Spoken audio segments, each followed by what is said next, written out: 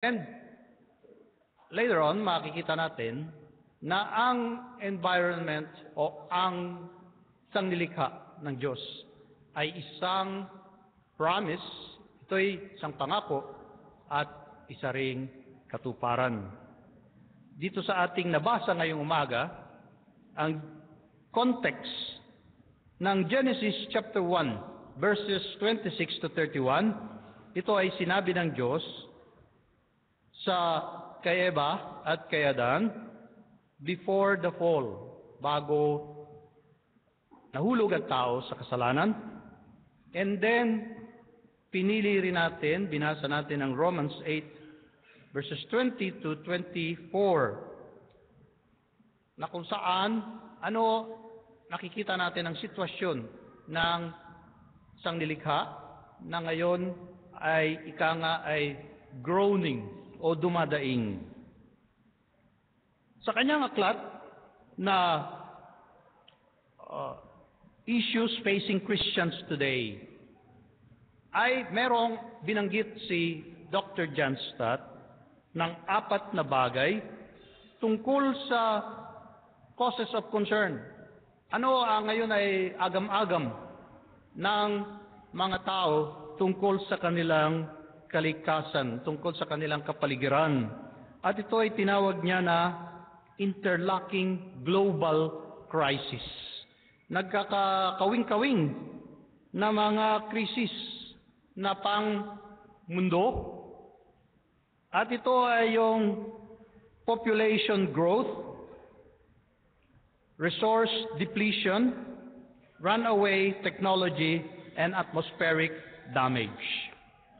So mayroong 4 na major na crisis na hinaharap at nararanasan ang ating mundo sa ngayon. Una, yung population growth. Yan ay matagal na nating pinoproblema na kung saan dahil sa population growth ay merong overpopulation, lumiliit ang espasyo na titirhan at gagalawan ng mga tao. Yung mga sinasabing mga pilosopo ay sabi nila, kino-quote nila yung Genesis chapter 1 verses 26 to 31 na kung saan sinabi ka ng Diyos na humayo at magpakarami at punuin ang ating mundo. Pangalawang epekto ng walang control sa population growth ay poverty o kahirapan. At yan ngayon ang topic ng mga politiko. Ang mga mahihirap, ramdam nila ang mga mahihirap, tutulungan nila ang mga mahihirap, at nangangako sila na babawasan ang paghihirap ng bayan. Social dislocation, dahil sa dami ng mga tao, kulang ang tirahan, maraming mga slum or transient dwellers na tinatawag. Number 2, resource depletion. Ang mga resources ng ating mundo, katulad ng tubig, ay natutuyo. Mayroong drought sa maraming mga lugar. Sa Africa, na kung saan ang tubig ay napaka-expensive, napakahalaga. Pinagtsatsagaan nila kung ano yung tubig na meron dyan. Dito sa ating mga pictures ay yang kinukuha nilang tubig na yan ay hindi yan pangbuhos sa toilet, hindi yan panghugas ng pinggan. Yan ang kanilang inuming tubig. Hindi natin yan nararanasan, pero sa maraming mga lugar sa mundo ay ganyan ang sitwasyon. Kaya mataas ang tinatawag na cholera rates, ang typhoid, ang gastroenteritis sa napakaraming lugar. Resource depletion, ang tinatawag na fossil fuel, ang ating inaangkat na mga langis ay unti-unti na rin naubos.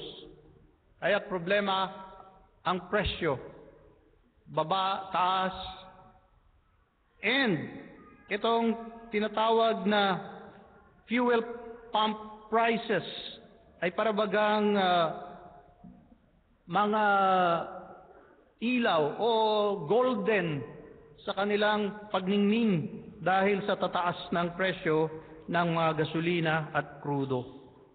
Number 3, runaway technology. Ang ating teknolohiya na develop ng tao, ang napakaraming mga teknolohiya. Ang bakal ay napalipad niya, ang mga kahoy at bakal din naman ay na-float niya sa dagat. Nagkaroon tayo ng mga barko, nagkaroon tayo ng mga eroplano, sa communication. At dahil sa walang control sa technology, meron tayo ngayon dinaranas na air pollution dahil sa dami ng ating mga sasakyan na naglalabas ng mga usok at ganoon din naman nagkokos ng ating tinatawag na traffic. Isa parito yung tinatawag na sea of plastic bags. Dahil sa hindi makontrol ang production ng mga plastic bags, hindi na malaman kung saan ito itatapon. Kaya napupunta na rin sa tiyan ng mga butanding.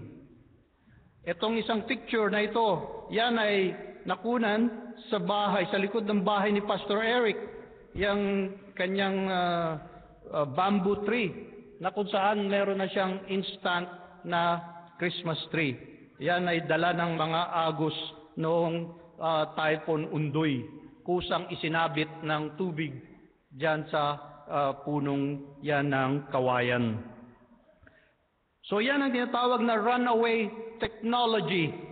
Ang teknolohiya ay dumating sa punto na ito'y na-develop ng tao at mayroong mga problema ngayon kung paano niya ay i-undo. Kumbaga sa computer, paano ko ibabalik sa point zero ang lahat ng yan? At paano ko siya i-regulate kung sakasakali man ay out of control na siya?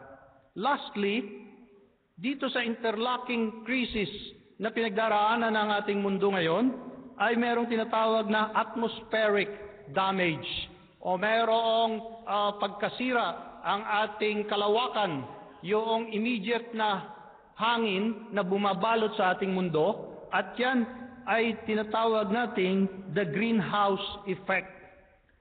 Yung greenhouse effect na yan dahil sa nilalabas na mga iba't ibang gas ng mga tao, yung carbon dioxide, yung methane, aktibidad ng mga tao, yung ating mga utot, yan, naiipon yan dyan sa lining na yan ng mundo, at yan ay bumubuo ng tinatawag na pag-iinit sa ating mundo o yung tinatawag na global warming na